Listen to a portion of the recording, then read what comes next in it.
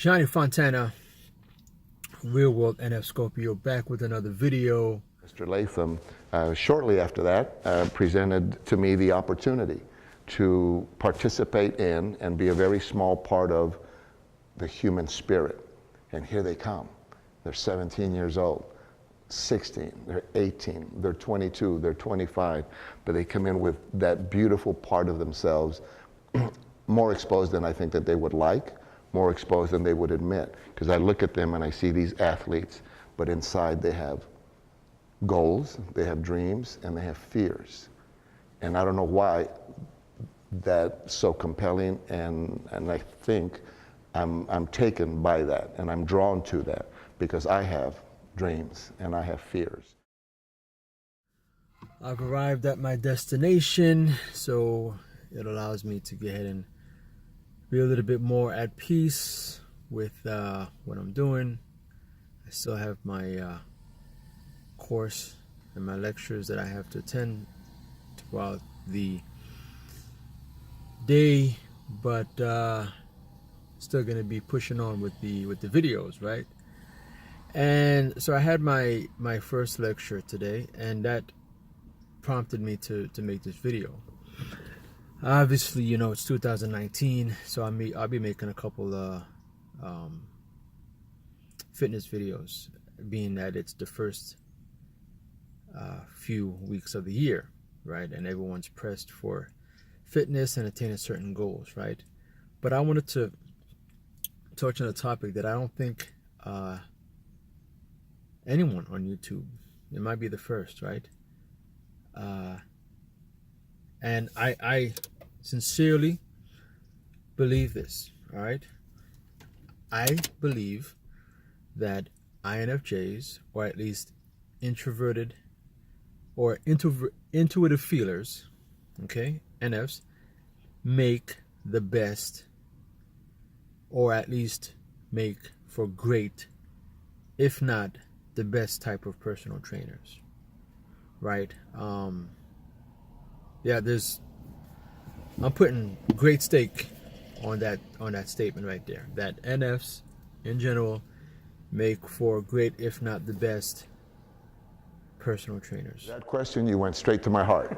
You dug way down deep in there, because yeah, that's where Andre rests. It's a 20-year road, 20-year journey, and I would not trade that for anything. As many ups and many downs, many triumphs, many tears, and I would not trade it for the world. And we grew closer with every disappointment. We grew closer with every triumph, and we had our share of both. And I think the closeness came from the fact that he understood much that was in the book that reveals some of his anxieties about the game. All I could see was the human spirit in him. And I said, that's a pretty good boy. That's a good boy. And he's such a good human being that I felt that was the best part of him. That as long as we can keep the best part of him intact, literally or figuratively, with just embrace and hug the goodness in him, I thought he would be okay. At the end of the day, I thought he would be okay. I thought that his story would have a happy ending, and it has. In my mind, it has.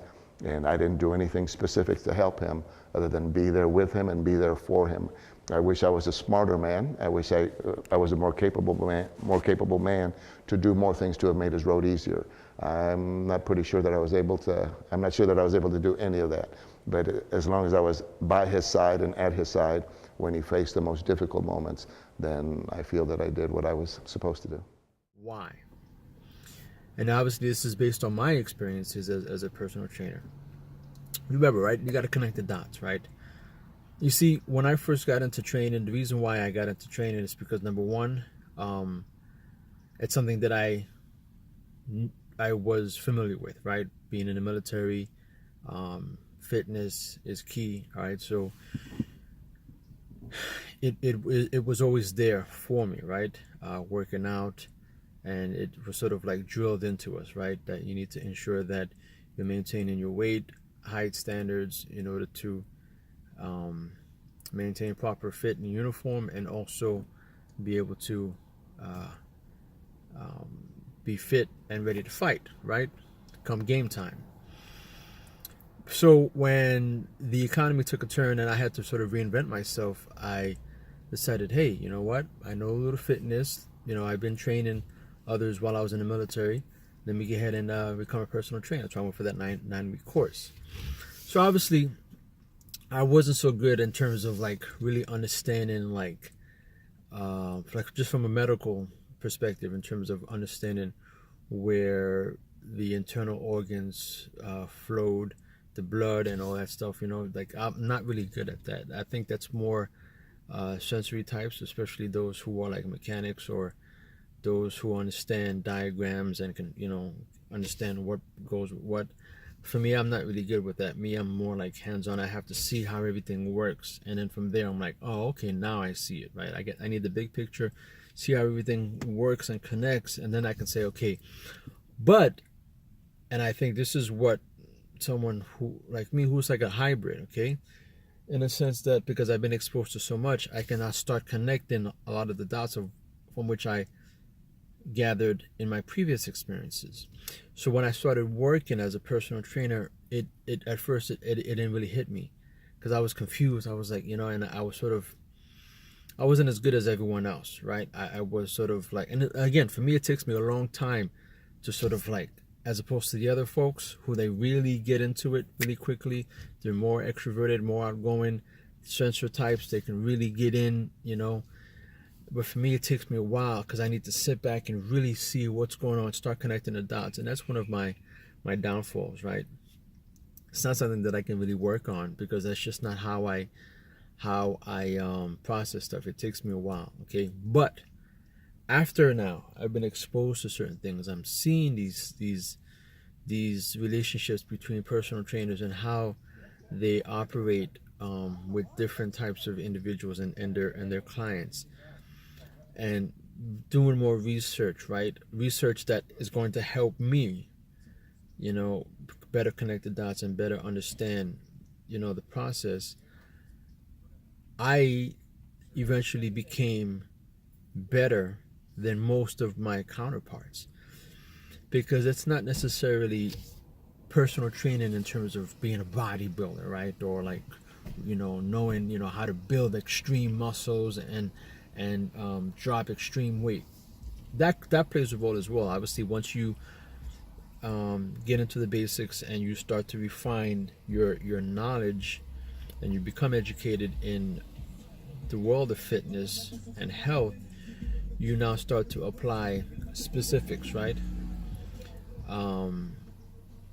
And from there you take it from there, right? You go far and beyond. But what I did notice was that I was able to connect with people, right? I was able to understand just by looking at them, asking them a few questions, really got to know what their underlying issues were, So like, for example, when you're training someone and you take someone on the first consultation, you have to ask them, hey, what are your goals, right? And then you go a little deeper. You find out, hey, what have you been through? What are you trying to achieve? Like, do you have any future goals? Are you trying to take a trip? Are you trying to get better? Like I said before in my previous video, someone who came in, she had a herniated disc. And she couldn't just operate just regular daily functions, such as picking up her roses in her garden, or being able to pick up a bag of rice at the supermarket, or even just be able to put away her plates and silverware at home. So after working with her and strengthening her core, and not only strengthening her core, but allowing her now to advance to other functional exercises and have her go through some group exercises and so forth and so on, which allowed her to not only focus on her immediate deficiencies, but also be able to be around others, right, who would then influence her, motivate her, right, put her in great spirits, and then she would now forget about all the pains and the aches, right? So a lot of it also has to do with mental as well. But at first I had to stabilize her core and really, allow her the ability to function, just regularly, on a daily basis.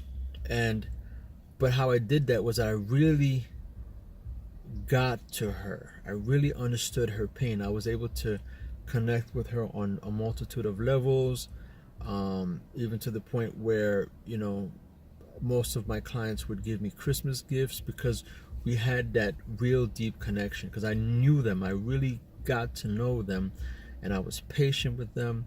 And whenever they, and I have a good understanding of thresholds. So once they would reach a threshold, okay, to take a break, and I would assess them, because I would know, okay, yeah, you know what, you can actually push a little harder. All right, you know what, you pushed enough. Let's ease up. So I'm a good gauge with that. Reading body language, knowing what really drives people, on a general and personal level, right? And I think NFs, again, and it's just not just through one experience, it's a combination of a multitude of experiences that now you put together in order to fulfill, these needs for these clients, right? And so yeah. And again, and the reason why I say NF is because I know that there are others who are like me, okay? But again, you have to have that experience, you have to have the knowledge, you have to have the motivation, you have to have the exposures, and the desire to put yourself out there, right? Because throughout the process of becoming a personal trainer, you have to deal with A-type personalities, you have to deal with D's, who will try to steal your clients, who will a lot of dirt bags, a lot of people who just do some funny stuff because they're just selfish. They really don't care what other people think, and they'll just go through clients. It doesn't matter what program they put them on. They just basically are just out there just to make money. They really don't care. You've seen a lot of them training their clients on their phones, feeding them all kind of weird, nonsense, not really tailoring their nutrition to them, or even their workouts to their abilities, not actually doing a fitness assessment to say, okay, where are you? What muscular imbalances do you have? What deficiencies do you have? Where are you at in terms of push-ups? All right, let's see how many you can do today versus next week, so we can progress. Really maximizing, the approach of assessment, right, and follow through, and seeing where someone, ends up compared to where they began. You know what I'm saying to you? And really appreciating their dedication. Like all my clients that I've had before. I'm not a big thing. I don't like really saying clients, just because, especially with this channel, I don't consider, I don't do life coaching consultation. I don't have clients. Personal training is different. When I do my nightclub consulting, it's different. But when it comes to, because I've heard other YouTubers refer to some of the people that they consult as their clients. I think it's horrible. But again, that's just my opinion. But I lost my train of thought. But I think I've said enough, though. But yeah, I basically was able to really get in touch with who they were as individuals, right? And that's what made the difference, And I've seen other trainers just really not care, not really dig deep, not really want to go the extra mile. They're just in it for that package, and it's like, all right, I'm done, next. I would keep my folks for a long time, so I don't know if I plan on getting back into it, just because I have so much going on right now that it requires for me to have to now take that other step and get back into it. But I've been thinking about it, a lot. I've been thinking about it. But again, if it's something that you're interested in, go for it. But just bear in mind, okay, this is all perspective, that if you're going to be working, you're going to probably be working at some gyms, okay? I know it's nice to go into some private, fitness center because you want to be, what do you call it again? You want to be shielded away from those, those heavy hitters. But it's important, that you expose yourselves to, some of the individuals that, may take you for a ride, and it builds confidence, it builds character, right? You learn how to navigate through life because you're gonna have to come in contact with these individuals, right? And also being able to ask for money. That's one of the things that I had a problem with, because you create such a connection, right, with these individuals, and it's like, oh, okay, well, now you're gonna have to ask for the money. And sometimes you can be like, oh man, it's like we just have such a good connection now. It's like now I have to ask you for money.